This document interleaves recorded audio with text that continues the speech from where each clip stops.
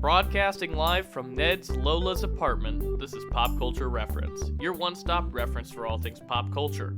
I'm one of your hosts, Garrett Strother. And I'm your other host, Seamus Connolly. And we know we've been having some weirdness, some irregularity in our upload schedule lately, and I want to apologize for that. Between senior projects, increasingly busy work schedules, the holidays, it's just been tough for us to get something out thus far in December, but we are very excited to be talking about Spider-Man No Way Home right when it comes out. We wanted to make sure that we got this one out to talk about it, and we actually are going to be off for Christmas the next couple weeks-ish, but we will be back in early January to talk about the Book of Boba Fett. You can also look forward to our upcoming upload about the first couple episodes of Hawkeye. Today we'll be talking about the latest episodes of Hawkeye along with our main segment, and we will be back in early January to give you that update, like Garrett said. Yeah, episodes 3 and 4 today will be uploaded before episodes 1 and 2 of Hawkeye, which will be coming later this week. We just haven't had time to finish up that episode and get it out.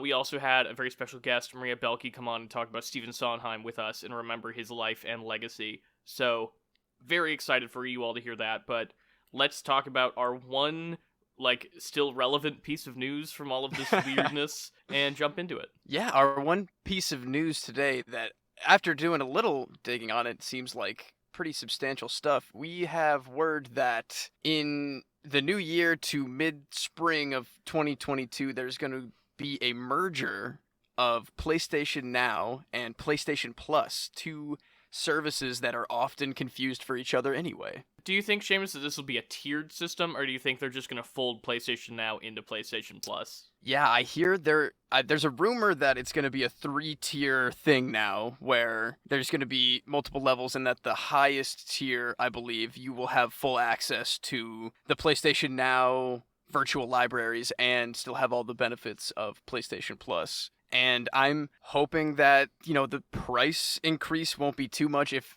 anything, I haven't been super satisfied with, the offerings that PlayStation Plus have been giving this year specifically. But actually just recently, because of this news, I finally pulled the trigger on my little free trial of PlayStation Now. And I gotta say, it's kind of incredible for, coming from somebody who kind of didn't even think about it at all for the years that it's been advertised to me. Well, I mean, they've got to come out and compete with Game Pass somehow, because Game Pass, frankly, I think is kind of a console seller, If you don't care about playing specific games, if you just want to play a lot of games, that's the most bang for your buck. If you're a younger kid and you just know that you want to try as much as you can, Game Pass is the way to go, so it makes sense for PlayStation to kind of expand out and try to really compete with it. Yeah, I think that's exactly the strategy here, and considering how few people actually use PlayStation Now in general, I think that, I think it's a good move, and as somebody who's, like I said, I've been really enjoying PlayStation Now, so if this means that the library of games there will be vastly expanded, then I'm all for it. So yeah, I'm excited to continue keeping track of that as more news comes out. Yeah, I'm excited too. I'm ready to join that third tier probably, so I'm excited. But you know what else is exciting, Seamus? Spider-Man No Way Home? Spider-Man No Way Home, a movie I'm genuinely excited to talk about. The first Marvel thing in years I've been this excited to talk about. Honest to God, me too, dude. I'm very excited to get into the details with you. So let's do it then. Let's move on to our main segment. Today's main segment is going to be Spider-Man No Way Home, which just hit theaters on December 17th here in the United States. We went to go see it in our open caption screening last night as to avoid large throngs of people, and I think we had a pretty decent-sized crowd, something that I was more comfortable with than, those full capacity IMAX screenings that were happening next door. So oh no, yeah, I was just gonna say I thought that was kind of a great move to go to that caption screening, because it really took nothing away for the experience for me personally. And like you said, it is still COVID times. I'm not trying to sit shoulder to shoulder with a couple hundred people, and it was still like a fantastic time. Absolutely, it was. I had such a blast, and I'm glad that we got the crew together to go. You know, Yeah. it was still fun to feel that theater energy. I think it would not have been the same experience watching this at home. I don't think so either. I think this one was more than we caught up with Shang-Chi, and I'm gonna do the same with the Eternals in January when it hits Disney Plus. And those I was pretty fine with the idea of just watching them on my couch at home. But it felt like we were asking each other at the theater, like, when's the last time you felt like this in a movie theater? And I think maybe Infinity War or Endgame, of just like insane high energy, lots of twists and turns, and just like real satisfaction from just like beginning to end. That just satisfaction from the story. I think the only thing that's hit as close in recent memory is the Ana de Armas scene in No Time to Die. I think that like our audience was really into that when we went to see that. Yeah. But I mean, it still wasn't anywhere near the level of excitement that was going on in this movie, which obviously we'll talk about more of those big moments in spoilers. But overall, I really enjoyed this movie. I thought it was a big step up from previous MCU Spider-Man films for the most part. Obviously, this is a pretty direct sequel to Far From Home. Kind of the cliffhanger at the end of that movie is picked up directly in the opening of this one. And I liked seeing the fallout and the consequences of that movie in the first half of this one. Even though I wish that there had been more stakes at the beginning of this movie. I felt like it was way too funny, and I didn't feel like any of the characters were actually going to face any consequences or were in any real peril for a good chunk of it. Well, I have thoughts on that specifically, but they all contain spoilers, Garrett, so I might have to circle back around to that in a little bit. Well, what did you think in general, Seamus, of this film? In general, I thought it was a fantastic experience. I think that the MCU Spider-Man movies are just getting exponentially better. Like, I really enjoyed Homecoming. I thought Far From Home was even better, and it's rejuvenated a lot of my excitement for Marvel stuff. We talk about our Marvel fatigue a lot on this show, and I think you feel it more than I do, but I think in general, this is a great movie. I think everybody should go see it. I think avoid every spoiler if you can. I somehow avoided almost everything that I needed to still be very surprised by a lot of things, even though I got caught in some of the leaks. It's great. It was a great time. Yeah, I mean, I'm not going to pretend I didn't know some of the stuff going into this movie, but it still had enough to surprise me, and the storytelling,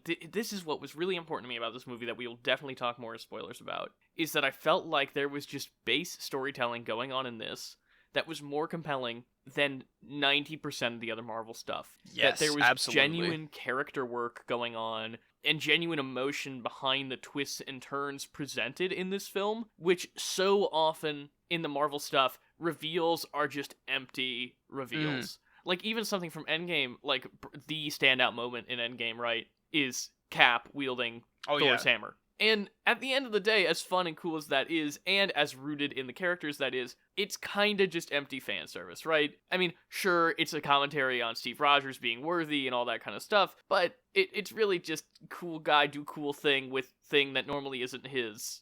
Yeah, I know what you mean. And in this movie, even like, the side characters that we'll get into, their development and emotionality in something like this story drives it so much farther than, and again, I really, really liked Far From Home, but I would say that there was even more quips and gags in that one than there was in here, and a lot of the characters that are just kind of in a lot of these roles for their comedy breaks and stuff like that, they have so much more to do, even in the like smallest pieces of the wider plan of the story.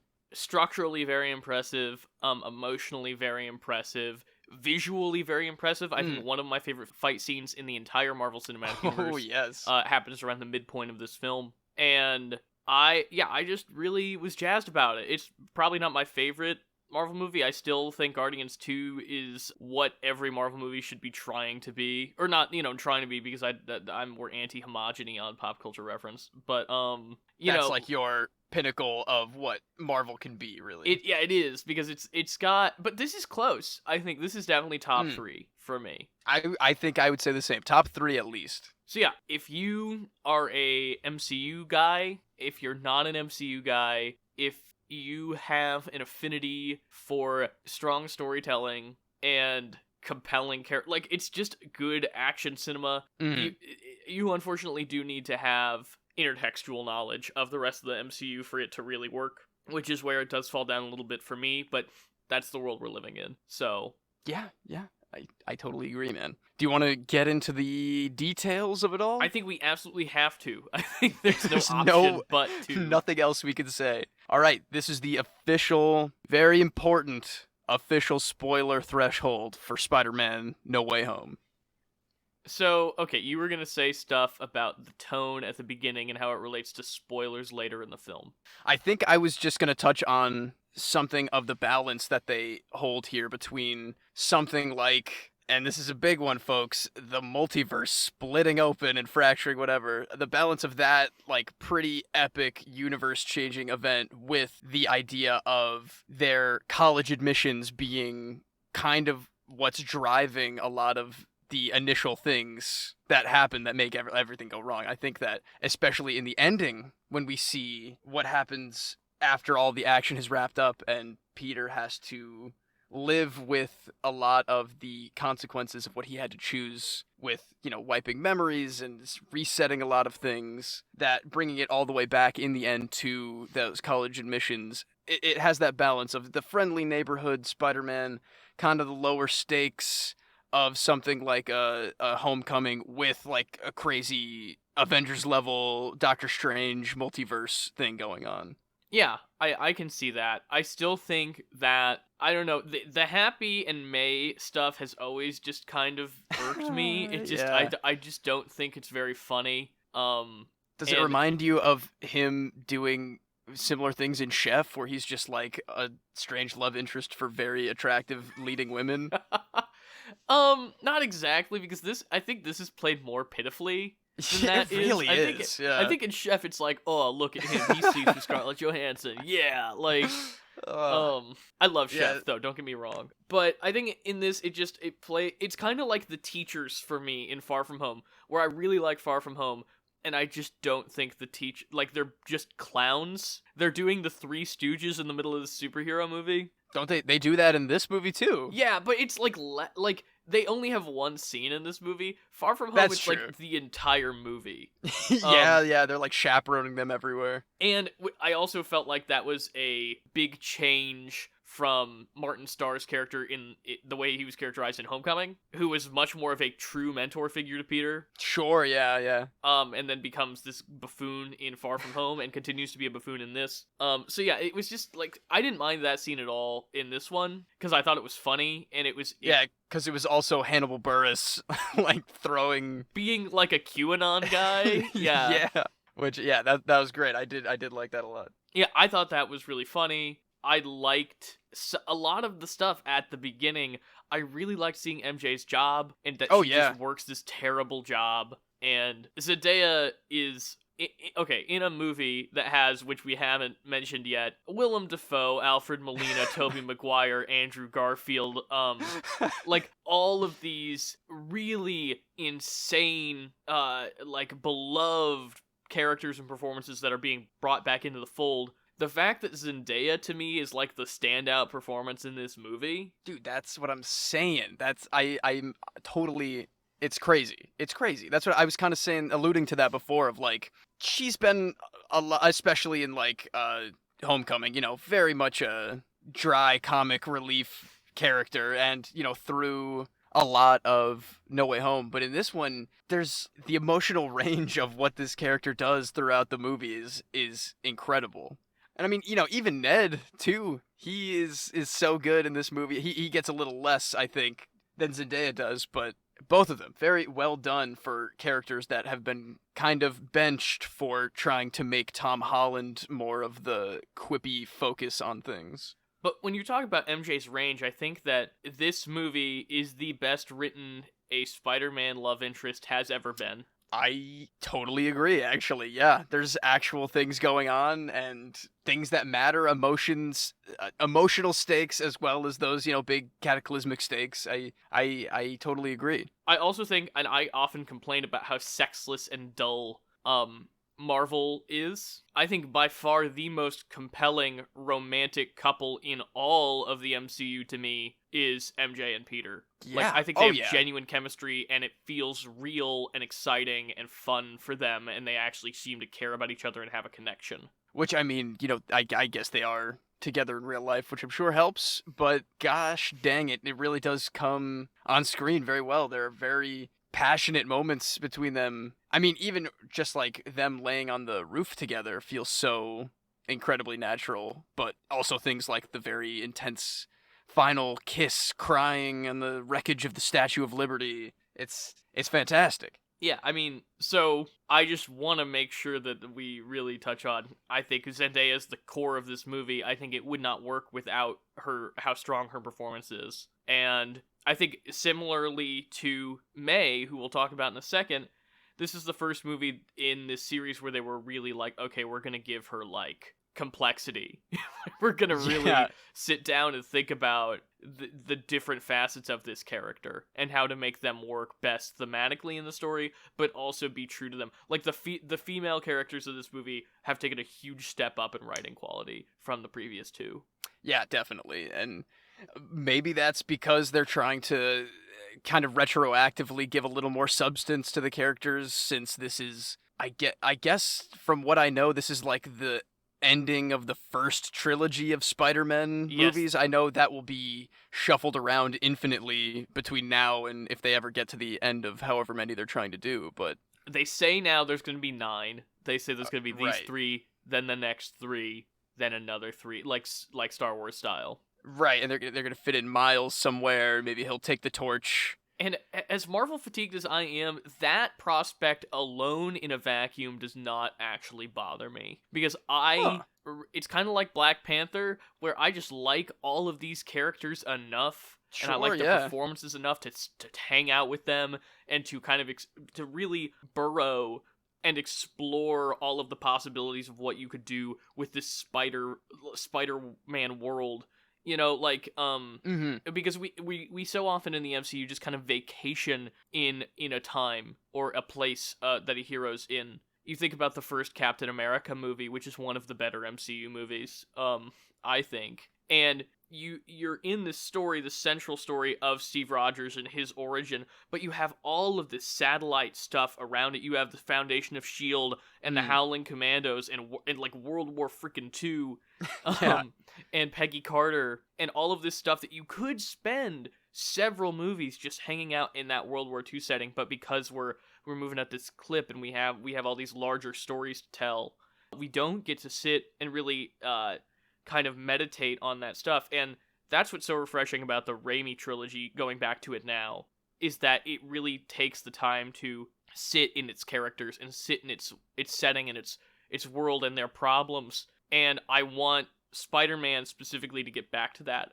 because that's where he shines the best, and clearly this movie does too. Yeah, we talked about it a lot after the theater yesterday, but like the sheer absence of Iron Man stuff. I guess he has the Iron Spider suit for a while, but they like don't even say Tony Stark's name. A lot of the complaints of like he isn't doing his own spider things. He's just like adopting iron things and turning them into spider things. Now there's like he's got his new suit, handmade, which I mean it looks fantastic too at the end when they show that off. I've lost my train of thought. I'm sorry. It's okay. Do you want me to take it? Yeah, sure. Yeah, because the end of this film is clearly trying to set up a Peter Parker situation that we are much more familiar with, because when when Peter makes that choice to have everyone forget who he is, it puts him in a position where he is truly on his own, and that's where the best Spider-Man stories are found, and that's been, like you said,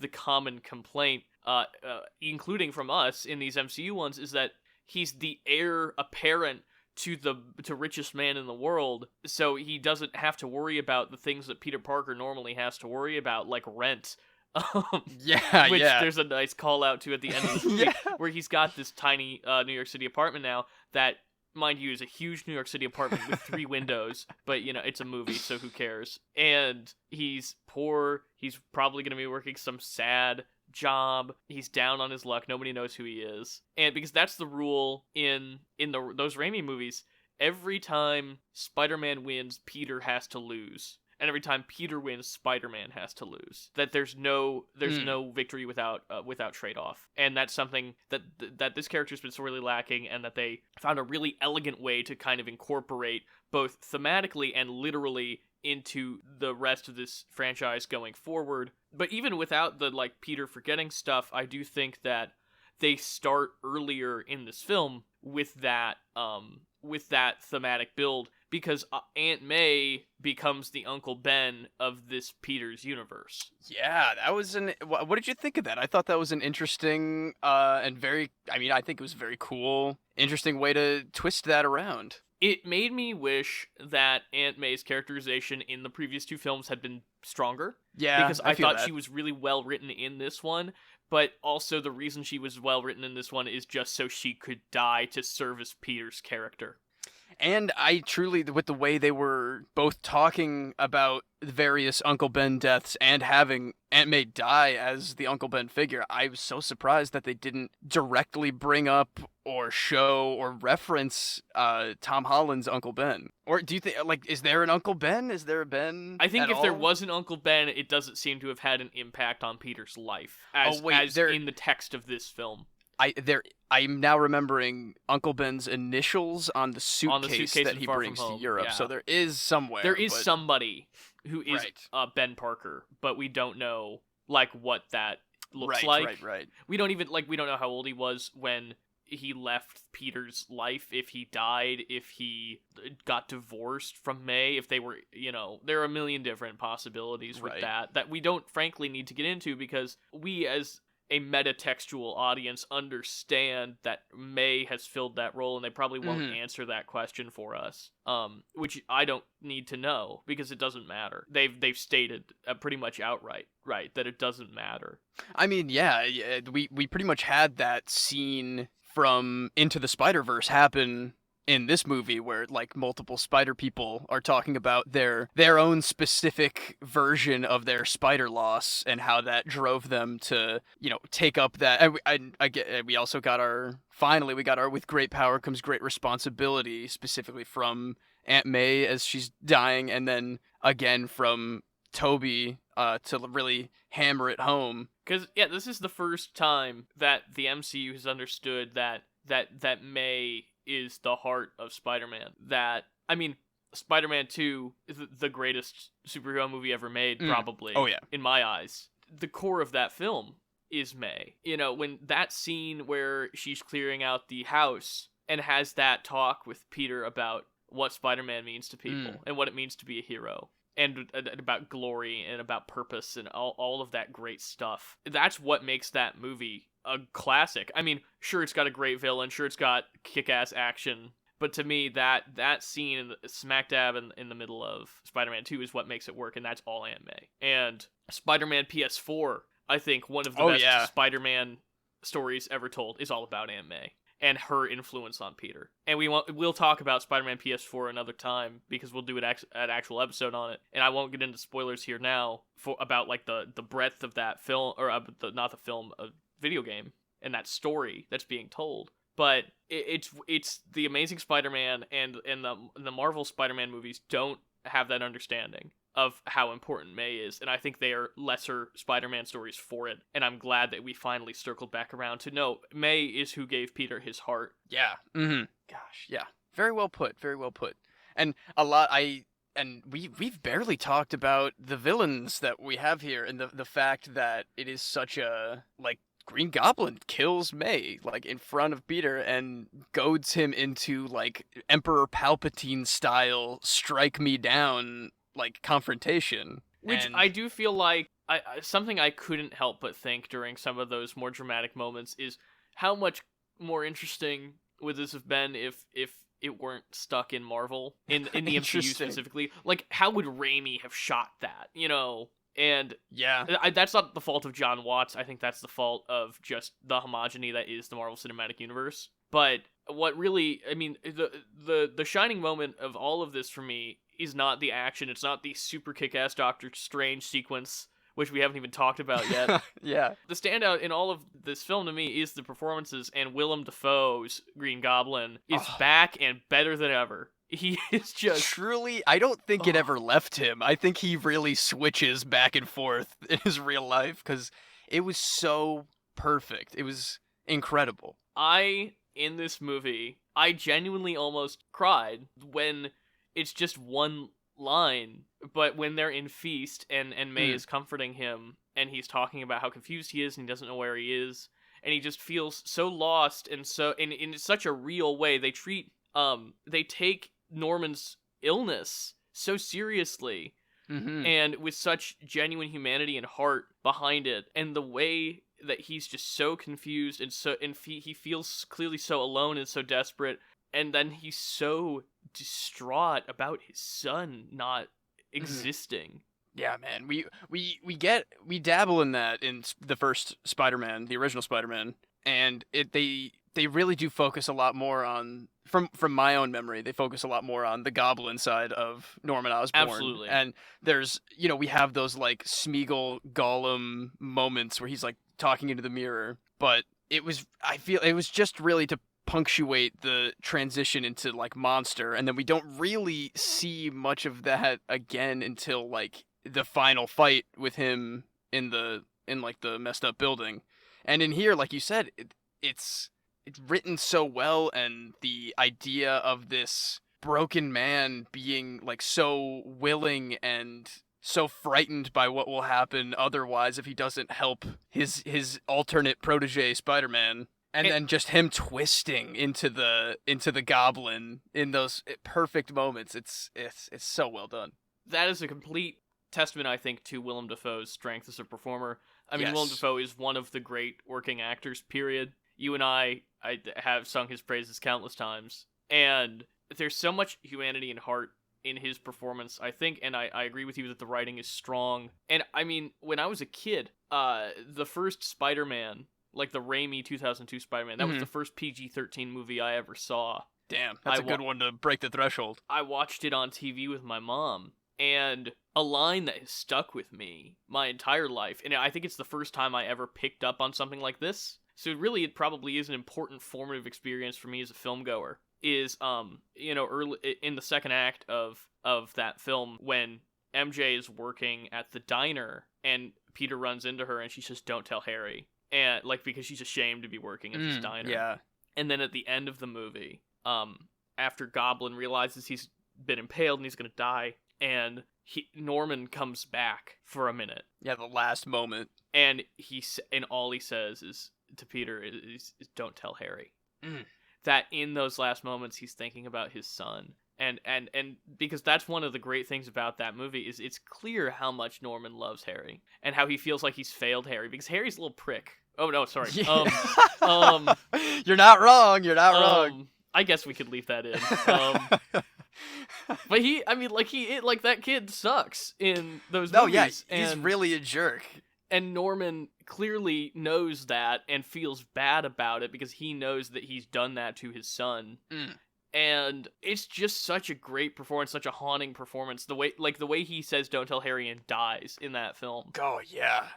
Is something that never left me. Like, I saw that when I was probably 7 or 8, and that's an intense scene too. He's like blood out of his mouth, fully impaled, cutting back to Toby like all ripped up and bleeding. Like, that's intense stuff. I can see why that stuck with you, especially again because Willem Dafoe is such a master at what he does. So I think some of the power of the reason I think it made me almost cry in this film when he was thinking about his son is because it's so loaded with the emotion from that other film. And I mean, I think you literally heard me go, or I'm sure if you were sitting right next to me, Seamus, which is why I say this, because I went, oh, when he said it hit you in the gut. You're just like, oh man. Because it's just, I think part of the strength of this movie, it's not the entire strength of this movie, which I would have said before the last 5 minutes of this movie, is that so much of the emotion of it is from bringing in the work of, frankly, better films, Mm-hmm.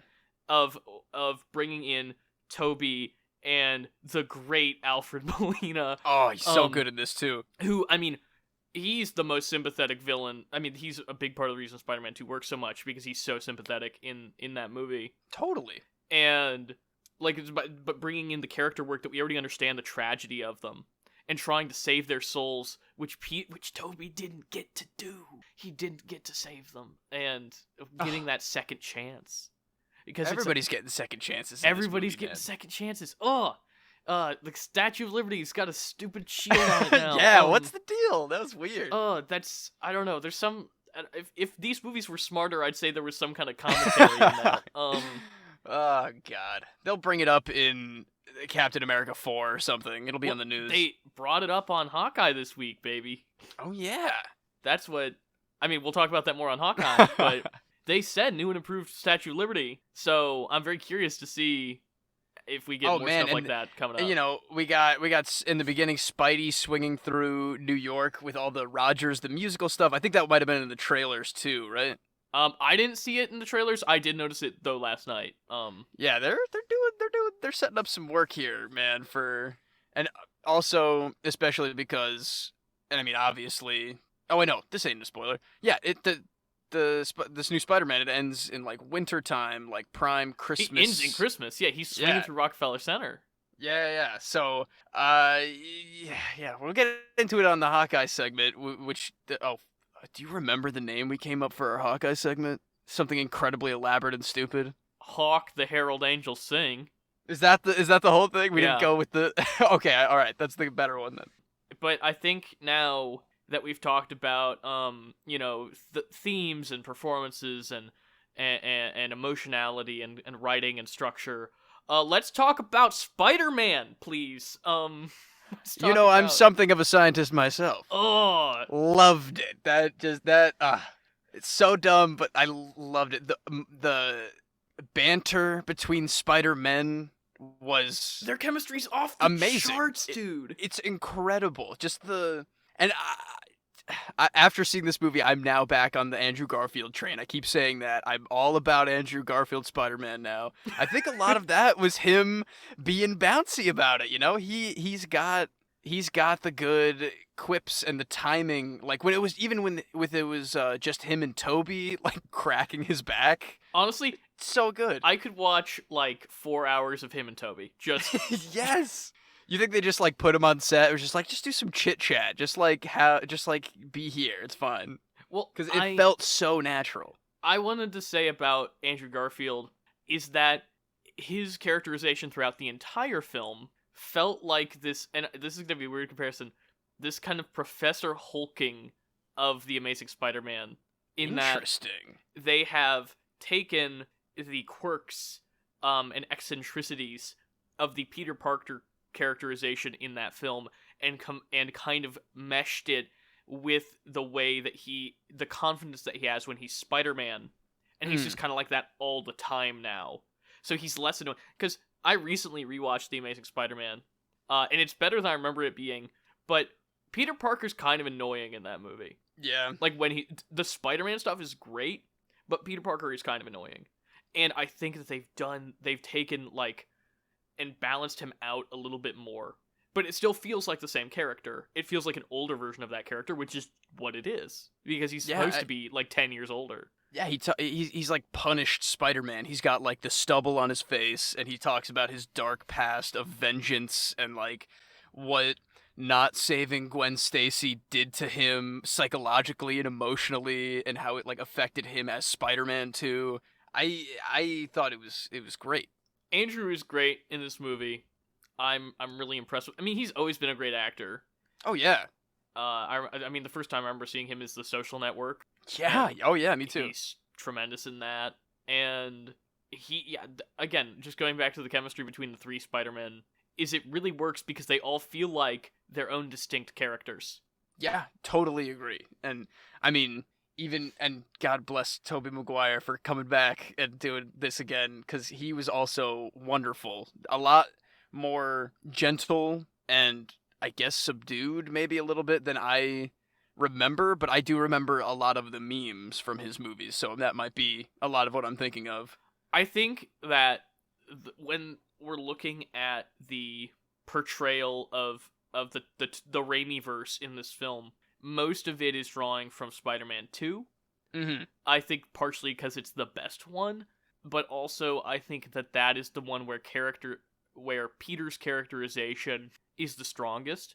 Mm-hmm. And I think that's what Tobey feels like he's doing. Like the scenes between him and Otto throughout Spider-Man 2 have the tone of this character in No Way Home. Yeah, I think I could see what you're talking about. I totally get that. I also was maybe thinking about, like, we kind of have 3 eras of Spider-Man almost in terms of, like, burgeoning on crisis Spider-Man, young Spider-Man is Tom Holland. We have, like, prime in the middle of internal conflict Spider-Man in Andrew Garfield, and then we have our veteran, old, like, pro Spider-Man who's a lot more comfortable in what he does now, because I can only assume the Peter Parker that we got, though he was definitely drawing on a lot of that Spider-Man 2 stuff, is like what a present day Spider-Man would be at the time. Dare I say, kind of like Spider-Verse. Weird how that is, huh? That you've got. Yeah. I can't believe they didn't bring in Miles, if I'm being honest. I know they referenced them again, but there's they're gotta really be a Black teasing Spider-Man out there somewhere, right? yeah. I thought that was gonna be the after credits, man. I really did. Me too. But I don't mind because they'll get to it, and there's no rush. Because Yes. Introducing Miles right now, I think would be a disservice to frankly to Miles, because I don't think our Peter is in a place right now where he can support a Miles. Where I think you're right. Yeah. that Miles would work right now. I think the way he's integrated in the PS4 universe. Oh yeah, that's a great. Is incredible, and I think that's about. That should be the way it happens. Yeah, I was gonna say I think that's about how they'll probably play it if they're smart. I mean, yeah, I can only imagine, regardless of who remembers him, Peter Parker will be like sacrificing his time to help run Feast, and that'll maybe be there, because I know that was kind of the connection that they got there when tragedy befalls Miles. And I'm not saying they have to do it that literally translated from the game, because the game's its own thing, and I want it to stand on its own, and I don't want it just to be like, oh, that's a good idea that the movie can use later, because I really do think it's one of the best incarnations of Spider-Man, period, in that game. But I agree. I love the place that Peter is in when Miles enters his life in that game. I think that's like the core of it. But also we've seen from Spider-Verse that that could be a very different dynamic depending on how old Peter is, because with the Spider-Verse you see Peter at different points in his life meeting Miles and how he kind of treats him differently. Mm-hmm. So I think at the end of the day, we just need to thank Spider-Verse for being as amazing as it is, and for giving us this movie. Yeah, I guess so. Man, we really did get them all there, and I mean, we only got our 6th right at the end there, and it was pretty much just a gag, but it really was just a gag. Danny Rojas was there. Football is life. Gotta love that. Yes, I was very glad to see Danny Rojas. I feel like if I were a Venom fan, movies I have not seen. Me neither. I would be annoyed that the post-credit scene of Venom 2 is teasing Venom's finally coming to the MCU. It's going to happen. They're going to cross over. And then the post-credit scene of this movie is like, never mind. What? I know it teased the entrance to the MCU. What actually happened in the post-credit scene of Venom 2? He was like sitting in a hotel in Mexico, which seems to be where he is in the post-credit scene as well of what the movie we just watched, No Way Home.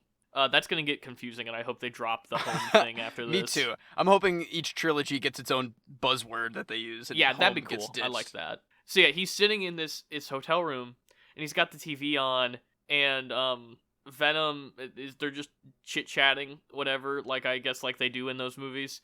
And then, like, some kind of weird, like, the lights flicker, and it goes, and they're in, presumably, another universe, and the TV comes on, and it's Tom Holland getting unmasked.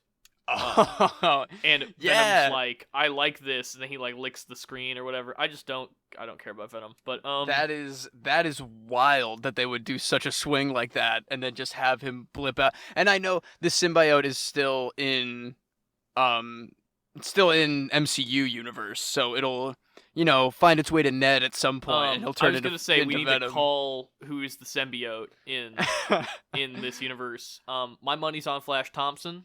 Yeah, that maybe I would love to see like MJ Venom. Is that a thing in the comics? Don't Maybe do that to me. that would be awesome, though. Come on, she doesn't remember him, and she gets infected with the symbiote. The symbiote is after Spider-Man. Spider-Man has to confront everything. It'd be crazy. Seamus, you storytelling mad lad. Or throw it onto Wong. Let's have Wong Venom. Let's go crazy. That'd be kind of cool, actually. I want more Wong in maybe everything. I mean, honestly, we should talk about the Doctor Strange stuff in this because it is so good. Oh yeah. But I do kind of like the idea because also everybody forgetting that Spider-Man is Peter Parker means that we don't have to play with too many of the MCU toys anymore. We can just do Spider-Man stuff now. And I kind of like that. I like, this friendly neighborhood pared down Spider-Man. And I don't need, it's fun to put him in the Avengers or whatever, but at the end of the day, I don't need Tony Stark and Happy Hogan and Doctor Strange and everybody else in my Spider-Man movie. Yeah, maybe there can be give us a fun after credits gag where he bumps into Hawkeye on the street or something and he's like, "Watch it, kid," or whatever. But that's at most, you can have some fun like that. Have Spider-Man do his own thing. Spider-Man's got his own world of villains and people and partners to have fun with that we can wait to bring him back in there. Exactly. Maybe the Avengers get back together and they're like, "Do you know how to call Spider-Man?" And they're like, "Wait, I thought you knew how to call Spider-Man. Oh, I guess it was just Tony Stark knew Spider-Man." Well, we're doing Young Avengers, and Yelena is in town for Christmas, so... Oh, yeah, that's true. We'll see. But, well, we aren't confirmed doing Young Avengers yet, but, come on. Okay, let's talk about Doctor Strange, then probably get out of here, I think. Sure, yeah, Doctor Strange is here. I thought we were gonna get... Alright, I didn't really think he was gonna be Mephisto at the end, but I thought that it was if it could have been a great, funny twist, That could have been the way to go. Coming through the portals at the end? Yeah! Metwisto! It could have been great. But, I'm still, I love Benedict Cumberbatch's Doctor Strange. It's great. You mentioned before, that fight in the mirror dimension where they're swinging through Inception, New York City is incredible. And then they, multiply the mirror dimension by itself, it just goes way crazier. And then Peter using geometry to... Yeah, he was advantage. "I got your number, Doctor Strange. This is all just math. I'm gonna absolutely destroy you in here." I remember us saying on the podcast literally years ago, when we found out that Doctor Strange was going to be in this movie, that, we need to see Peter web swing through Doctor Strange in New York, and Yeah. he did it, and I'm so glad he did it. Oh, it looked so good. The swinging and him, crawling all over the morphing stone buildings, it looked fantastic. Yeah, just a really compelling, easy to follow fight scene, mind you, because Marvel stuff is so often like the end of Shang-Chi, which we'll talk about another time, which is just gray polygons morphing into each other. Yeah, it really is. But yeah, that fight, it was so interesting visually, and that the train right at the end where he's using the train to surround him with more train. It's, I don't know. Also an homage to Spider-Man 2. Or Into the Spider-Verse. Oh, I guess that's true, too. I was thinking, that was my thought, is it could be either or both. Spider-Man just has interesting because Into the Spider-Verse things. is itself an homage to Spider-Man 2, I would say. Right, that's true. But, yeah, you're right. But you're right. No, that's a good thing to bring up. Yeah, I mean, I thought it was a little convenient how he just showed up at the end. Oh yeah, when Ned is maybe gonna be the Sorcerer We Supreme. didn't talk about Ned yet. he stole. Well, okay, so Spider-Man stole his ring, his portal ring, and gave it to Ned, who can just use it because his grandma at one point said that there's magic in his family and that his hands sometimes tingle. Yeah, so I really loved Ned having that little moment. That felt like an older style of blockbuster filmmaking to me, where you give your side character something exciting and surprising to do, and not just be the funny comic relief. Like that's very much in the vein of like a Die Hard to me, where it's like, oh yeah, sure, Ned, just give Ned superhero powers. Yeah, like, sure. And like not that the Argyle also has superhero powers in Right, Die Hard, right. but that he gets to be a hero too, and that he gets a payoff that's exciting. I'm thinking that it's more than just that, because he also gets saved by the cape at the end, and he's like wearing the cape floating down. And Doctor Strange is like also very surprised that Ned can do any of that. I think maybe Wong is gonna adopt Ned as his new protege. Because I mean, Ned's the one who brings the Spider-Men together. He does. As we mentioned in our broadcasting location, his grandmother's apartment, they're just all hanging out, and that's one of the best scenes in the movie. Is just do you remember just that portal opening up to Andrew in the distance and down a dark alleyway, and the entire theater going, oh, that's so incredible, and Toby just stepping through it in normal clothes. yeah, that made me laugh. But he's got his stuff underneath. I'm almost surprised they didn't give Andrew Garfield like a green trench coat and gray sweats, because that's kind of the vibe I got from him, Spider-Verse style. No, because I don't think he's like let himself go or anything. I meant more of just like the more down on your luck style Spider-Man, and I know that he had a lot more of a redemption going on in this than he saves MJ. He saves MJ, and he cries when he saves MJ. He's messed up in this movie, man. Yeah, he's you like would be though. 1,000 yards staring MJ in the eyes, like having PTSD flashbacks to killing his girlfriend. He didn't kill her. He didn't save her, I guess. I don't have to kill you, but I don't have to save you either. Oh God, I'm telling you, Batman, Spider-Man, it's awesome. I want it. Yeah, this was a good movie. I'm curious to see it again. It's the first Marvel movie in years and years and years where I was like, I would like to watch that again right now, please. Yeah, straight up, man. I totally agree. I loved, Loki and WandaVision and Falcon and the Winter Soldier. They're all great, and I'm having a good time with a lot of the stuff they're doing now. But this movie, man, it really sparked something in me that just I want to go watch the old Raimis. I'm dying. Like, for some reason, I am dying to watch the Amazing Spider-Man movies now again. It's great. I really, really liked it. Me too. It blew my expectations out of the water, to be honest. I was tentatively excited for it, but I expected fan service at best, and I got a genuinely compelling, engaging, satisfying, intriguing story. Yeah, totally agreed. I don't know if I was like lying to myself or like really just tempering my expectations, but I was just like, this movie is gonna be good. I know it's gonna be good, and that's all I'm giving myself. And then just smiling wide, ear to ear, the whole movie, pretty much. So let's move on and try not to spoil this movie in our next segment. Oh yeah, where we talk about have Hawkeye, to not do that, because I think going forward it's going to be hard to not talk about Hawkeye without like after this week's Hawkeye, I suspect it might be harder to talk about Hawkeye without spoiling No Way Home. Yeah, I think so too. But Daredevil is in this movie. Daredevil's in this Oh movie. my God. Also, Sandman's in this movie. The Lizard's in this movie. Electro's in this movie. Yeah, but who cares? I mean, I love Flint Marko, but yeah, Flint Marko. Who cares? Yeah, Charlie Cox catches a brick. Absolutely, just a Chad of a man in this movie. My God, I'm a really good lawyer. He's so good. He's so good. It has the energy of the Defenders episode where Jessica Jones gets arrested and he walks in and he's like, "I'm your lawyer." Yeah, it definitely does. Which I hope they bring them into, and we'll see if Hawkeye has any little surprises for us in that vein.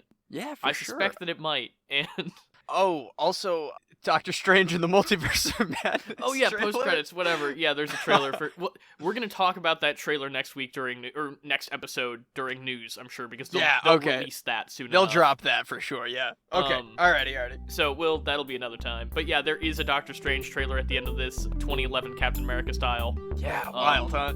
Now let's move on to our pop culture reference. Today's pop culture reference is Avi Arad.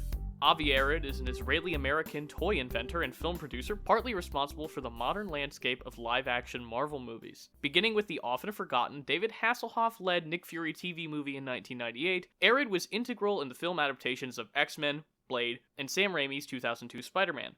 Later, after their success, he would also have a producer's role on films like Ghost Rider, Elektra, and The Fantastic Four. He left Marvel Studios because he was convinced that the plan to create solo films leading to a larger Avengers film would fail. Of course, this plan went on to launch the MCU as we know it today. Arad has long been criticized for wringing the most money possible out of the Spider-Man brand and treating the creative teams behind the films and cartoons poorly and with disdain. Arad long stood in the way of Miles Morales being put into a Spider-Man film in any capacity, and he has made many questionable statements regarding diversity in superhero films. Arad was a large player in canceling Sam Raimi's Spider-Man 4 and instead rebooting the franchise with The Amazing Spider-Man. Arad was also a vocal opponent to having Spider-Man involved with the current MCU. Rumors detail that Arad was removed from having any creative input of the Spider-Man/MCU films going forward as part of the Disney-Sony Spider-Man renegotiation following Spider-Man Far From Home. Between after-credit scenes in the recent Spider-Man No Way Home, a very specific message can be seen reading, "The filmmakers would like to gratefully acknowledge the original true believer Avi Arad, whose vision led the way to bringing these iconic characters to the screen." And this statement sparked a new wave of controversy regarding Arad and Spider-Man. I think there's a couple of interesting things in there. One, True Believer, obviously a very loaded Stan Lee homage. Yeah. Two, it makes me wonder if the rumors are true that he was removed from having any creative input on the MCU films now, is that maybe a term of that new deal? Well, yeah, we'll take him off creatively, but in the credits you have to acknowledge his role he's played in Spider-Man as a whole. Yeah, maybe. I know those renegotiations were very messy, so maybe that is something that we'll have to see from time to time as a shout out to Avi Arad. But yeah, I think that's an interesting thing. Not a particularly good dude. Has had a big impact on the modern superhero culture, but not, I would say, in a good way. And he seems to often make, every decision he makes seems to be a bad one. And, granted, I will always fall back on those old X-Men movies, and I'm sure his roles in creating Sam Raimi's Spider-Man movies could be debated and for what he actually was able to accomplish. Well, he's often been blamed for forcing more villains into Spider-Man 3 than Raimi wanted. Like, they say that was him. Because Raimi didn't want to do Venom at all. Damn, that's a lot of people say that's the last nail in the coffin for that movie, but yeah, I think that's also, Raimi pushed back on his stuff, which is part of the reason he didn't want to do Spider-Man 4. He wanted to reboot it. And also the Amazing Spider-Man films are very clearly more direct products of his input, I would say. So yeah, this special message at the end of probably what is going to be one of the more iconic Marvel films for a long time. It's an interesting choice. So you might not be wrong in that it was more of a contractual obligation thing or a deal that was made to ensure something that went along a little smoother. Especially when, Mark Webb and Sam Raimi weren't thanked in the credits of Spider-Man No Way Home. Who have had a way bigger impact on the way that Spider-Man is viewed culturally, I think, than Avi Arad. So yeah, it's a little bit of a weird controversy. So I think we're probably going to hear more about this as more people see No Way Home and kind of a lot more of the reactions and implications of what that means. Agreed. All right, shall we hawk it up? Let's do it.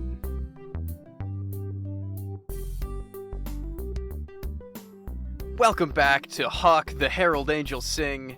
your weekly recap of the Hawkeye series on Disney+. Welcome back to Hawk, the Herald Angels Sing, episode 1, technically, because this is the first time that we've released a Hawkeye segment. You'll maybe hear us in a later episode try to come up with this name so painstakingly, but this is what we landed on. I think it's funny. I like it. I love it. I think it's a lot of fun. And I think these most recent episodes of Hawkeye were a lot of fun, and I will say maybe better than the first 2 episodes. Certainly better than the first 2 episodes. Spoilers, as always, when we're talking about these Marvel shows, there's just not a lot of point in beating around the bush, because a lot of the time, the way these shows are structured is they kind of drag their heels until the last, 5 minutes of the episode, and then they drop a big reveal, and then they end the episode. So, less so with these 2. Well, less so with the 4th one. Maybe the 3rd one. Yeah. A little bit more. But, yeah, spoilers. So let's just go ahead and get into it. For episode 3 and 4, it's just going to be one big ol' talk. Because episode 3 is basically just like they escape from the Tracksuit Mafia. There's some interpersonal drama. They are going to break into the head of the Tracksuit Mafia's house to steal the watch, and Florence Pugh shows up. Yeah, that was kind of the crux of the 3rd one, was there that Florence Pugh got there. Yelena Belova, I believe her name is. She's doing badass Black Widow assassin stuff. I guess really the 4th episode is what we're going to talk about mostly here. Because the deaf lady who's running the Tracksuit Mafia. Echo. Incredibly boring, very forgetful. I mean, I feel bad for her. I think she's actually I think she's a pretty compelling villain in that I sympathize with her. I just don't care about the Tracksuit Mafia at all. And the reason is because we're building up to a bigger threat. Which it's not gonna be as impressive because I called it in an episode that hasn't been released yet, but I knew it was coming, Seamus. I absolutely called it. High society, art life, middle-aged white woman with a shorter haircut. It was all there right in front of us, man. And I am very pleased that that's happening, especially in conjunction with other revelations going on currently in the larger Marvel Cinematic Universe. Kingpin, he's here, and he's Vincent D'Onofrio, and I'm happy for us. I'm happy for Vincent D'Onofrio because I know that he's wanted this for a long time, and he's so good at it. I can't see anybody else doing it. I really can't. Yeah, he's been, maybe one of the most vocal of the Netflix Marvel realm on, social media and the internet about, supporting, his co-stars in those shows and, advocating for maybe more of the shows themselves, or just in general the integration into the MCU. And here we are. We're here. I thought... Granted, I got this spoiled for me, sadly, that D'Onofrio was going to show up, but I couldn't be more thrilled. Having him back on a series, of course, it's a good foray back into, I guess, now officially into the MCU, but I want to see him in every movie ever. I want to see him in the next Spider-Man. I feel like that would be the perfect villain to throw at him there. I love Vincent D'Onofrio's Kingpin, and I'm thrilled to see him go head-to-head with Hawkeye, who he might kill. Yeah, I'm very curious to see. I mean, there were, without getting into any spoilers for any other media, there was also an allusion to the Statue of Liberty, which is fleshed out in another Marvel piece of media going on right now. So I think that it's very interesting to see these kind of tentative connections happening, and how things that are happening in the same place at the same time with related characters might intersect. And my God, I will say that if what you're alluding to, which I know exactly what you're talking about, if that does happen at the finale of Hawkeye, it might elevate this show a lot. Or maybe not the very last episode, but if the latter half of this show, because I think we're officially halfway through our 8 episodes now. Is it 8 episodes? I have no idea. I don't know. It's longer than what Loki was or whatever.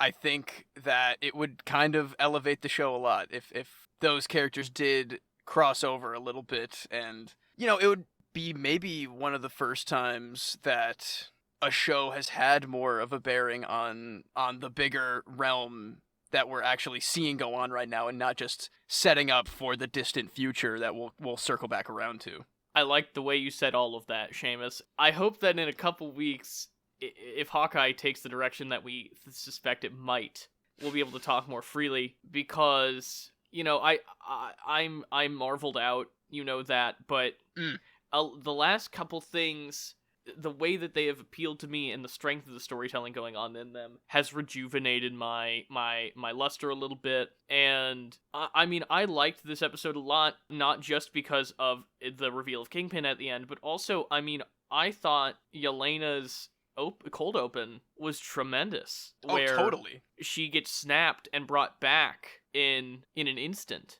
And seeing it from that exact perspective, I thought was really, really fun. And I like that character a lot. She was the standout of Black Widow to me, as I think she was to most people. Because absolutely. Florence Pugh is amazing. And that amazing characterization and acting carries right on over through the mac and cheese dinner scene. Like, oh, incredible. What a falls great... right back into why that character is kind of a fan favorite. I mean, I think more than kind of a fan favorite, I think, like, just an absolute... I think the reason people liked Black Widow as much as they did is not because Black Widow is good. I think it's because they like Florence Pugh, and, you know... Yeah.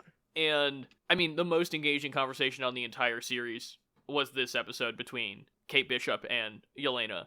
And it was funny, it was tense, it was, like, they had really good chemistry. Totally, yeah. They're gonna be great on the Young Avengers together. Yeah, I agree. And so, I love it. I loved the way that this episode kind of escalated all of that. Yeah, totally great. Very excited for the next ones coming up. We also, less impressively called that the mom is super evil and specifically hired Yelena to go after Hawkeye. Yeah, but at least she's not hiring Yelena to go after her own daughter or anything yet, you know? Yet is the exact word that is important there. Yeah, mom's super evil. Surprise, surprise. Very interested to see where all of this goes. Because honestly, I don't have an exact trajectory for it, because the introduction of Kingpin throws a lot of throws a lot of wrenches into a lot of gears. Well, in the finale, when Luke Cage and Kingpin have an epic fist fight together, it'll be that incredible. Would be so good. Yeah, right? Luke Cage would not fit into this at all. Except, no. I hope Luke Cage is a LARPer. That's what I hope. Oh my god, that's how they fit him in. I love the continued... I'm loving the LARPer stuff way more. Like, you were way into it right away. I was a little skeptical of it the first interaction, but now they're like all buddies and stuff. It's very fun. Grimes, I think, is a great character. And it reminds me of a little bit Team Thor, which was that Taika Waititi short film that they made when Civil War came out, where what Thor is doing during Civil War. Yeah, I remember that. And he has his roommate, Derek. That's definitely the vibes they're going for here, except Grimes is so much cooler. Yeah, obviously, but I think it's funny. Like, I think that dynamic is just inherently funny, and I think Grimes is a good character. I like that they treat him with respect.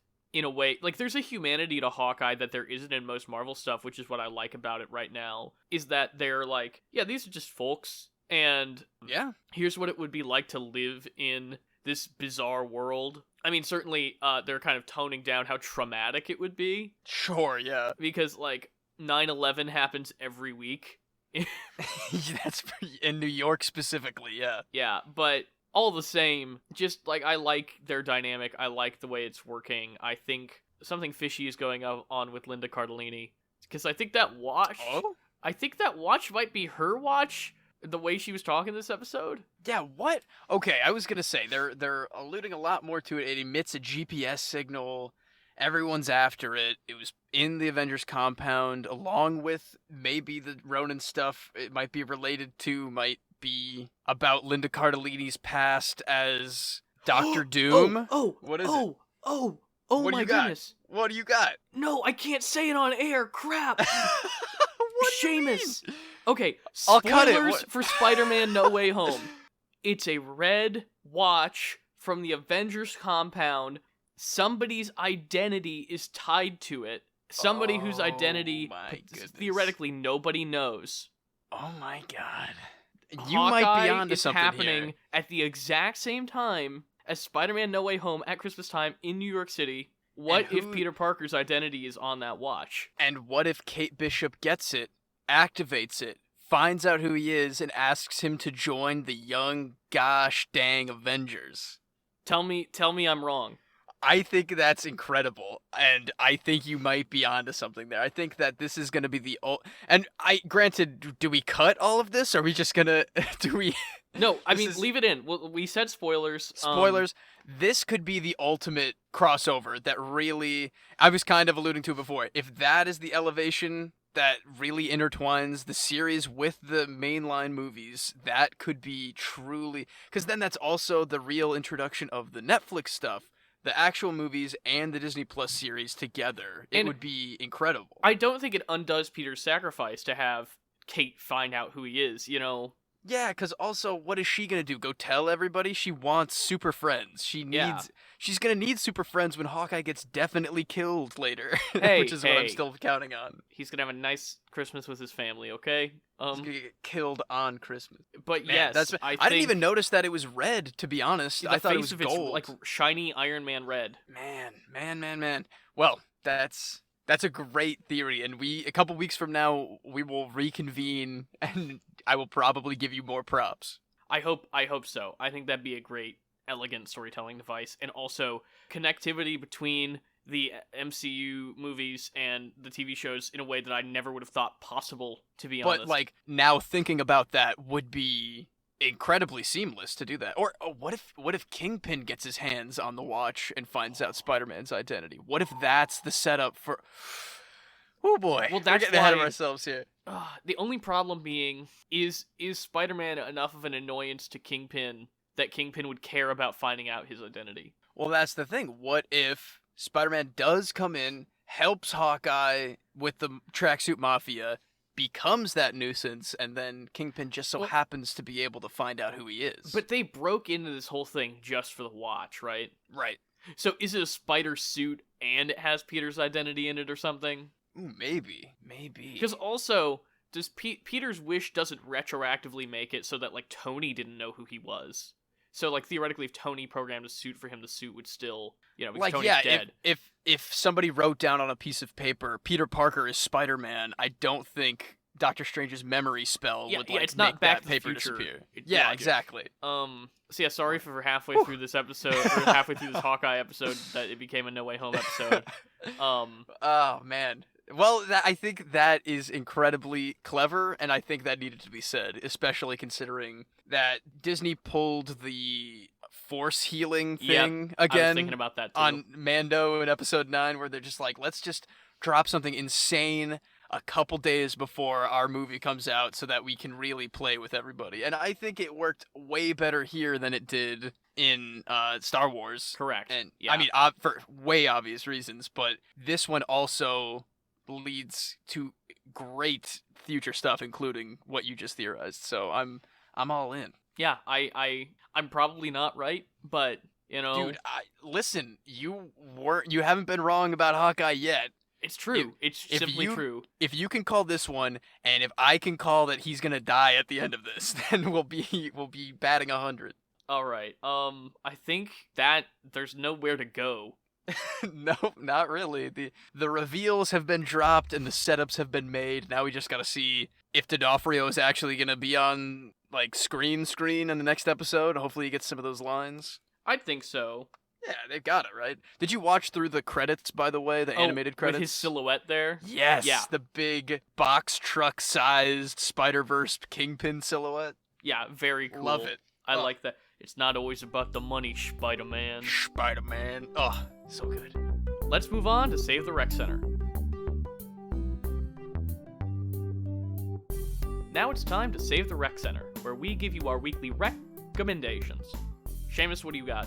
Well, this week, like I was talking about in our news segment, I downloaded the 7-day free trial of PlayStation Now just to check it out, just to see what it was all about before that rumored merger goes through in a couple months. And the PS3 games that are available on there to stream to your console are fantastic, and I honestly missed the PS3 era so much, replaying a lot of that on my PS4.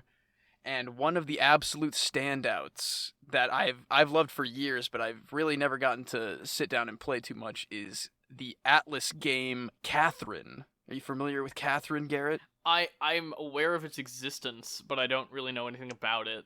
It is it's one of the weirder games I've ever played, but it's addicting. The gameplay is based on like climbing to the top of a tower made out of blocks that you can push while trying to outrun basically being killed by whatever's chasing you from the bottom up. And the story revolves around a man who is having these nightmares after cheating on his girlfriend, and there's a rumor that if you cheat on your girlfriend and have these nightmares, if you die in the dream, you die for real, Nightmare on Elm Street style. And it is incredibly well done, very well voice acted. The music, I throw on the music very often. It's just like very great jazzy background music. It's one of the most horny games I've ever played. I don't know. That's neither here nor there, but that's just a fact. And I completely recommend it to anybody. They came out with a what is it called in video games when it's not a remake? It's like a remake with added stuff into it. It's not really a remaster, then, is it? And it's like, well, they're doing it a lot now. It's like a director's cut.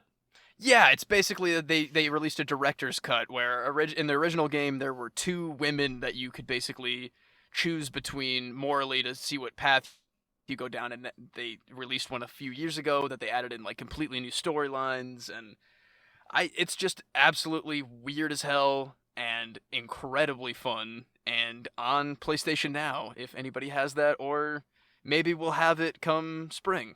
Well, look at all of your little synergizing there. That sounds fascinating. Honestly, that sounds like a great gameplay experience to me. Yeah, man. It sounds bonkers. That's a good way to describe it, I'd say. It's very bonkers, but still very funny and very disturbing and just very fun. But what do you got this week, Garrett? Well, my rec center, a couple weeks ago, I had the night off, and I did something I never do, which is I watched a movie just for me. I said, you know what? I just want to watch, wasn't watching with friends. I wasn't watching for the podcast. I was like, what do I want to watch? And I have wanted to see this movie for years, and it was on HBO Max, and I said, good enough for me, and it was Spike Lee's Inside Man, a movie that is very clearly heavily influenced by the 70s taking of Pelham 123, a movie that is really one of my favorites ever. It's Clive Owen, Denzel Washington, Chiwetel Ejiofor, who I think I'm saying that name correctly, and of course, the man so close to my heart. We know him, we love him, Willem Dafoe. He's so good in it. And it's just a, pretty standard, heisty crime thriller, but it's Spike Lee, so it's just got that elevated polish, and there's, Spike Lee is good at making every type of movie, and this is his, crime thriller, and it works. Right on, yeah. And it's fun, and it's exciting, and the performances are really great, and I won't get into the plot of it because that's part of the pleasure of watching that kind of film, but, I mean, it's basically a bank robbery movie, and I highly recommend it. Yeah, that cast sounds awesome, and me, I love a good heist movie, so that sounds perfect. You said it was on HBO Max? It was on HBO Max when I watched it. Let me double check. Yep, it's on HBO Max. Awesome. Very nice, very nice. I'll have to check that out, man. You know me, I'm like 50-50 on Spike Lee, but I respect your opinion a lot, so I'm gonna give that one a shot. Oh, also, I definitely forgot to mention Christopher Plummer and Jodie Foster are both in it as well. Oh, nice. Okay, yeah. Right on, right on. Also, I'm fascinated by 50-50 on Spike Lee, and we should talk about that another time. Oh, have I not? Oh, yeah, we'll talk about that. But I think that wraps us up for this week's episode of Pop Culture Reference. If you want to reach the show, you can tweet us at PCR_podcast. Find us at that same handle on Instagram and TikTok. Like us on Facebook. Subscribe to us on YouTube. Whatever platform you're listening or watching on, please give us a thumbs up, a subscription, a rating, a review. whatever it is that you can do wherever you are, please do so. It really helps the show out. We'll be back in the new year in 2022 for the Book of Boba Fett, but I'm really glad, with our regular upload schedule that we got this Spider-Man one out for you, because it was a movie I really enjoyed seeing and talking about, and I'm excited to hear what you all have to think as well. Yeah, man, I had a great time. I had a great time talking with this about you, and I had a great time this year recording the podcast with you, man. Me too, Seamus. It's been a weird year for us, but yes, I think we're back and better than ever. That's what I'll say about that. I think so too. Join us in 2022 for season 3, baby. We've been in season 2 for like 2.5 years. For so long, yeah. But yeah, let's cut it off, shall we? All right. Adios, Spider-Man.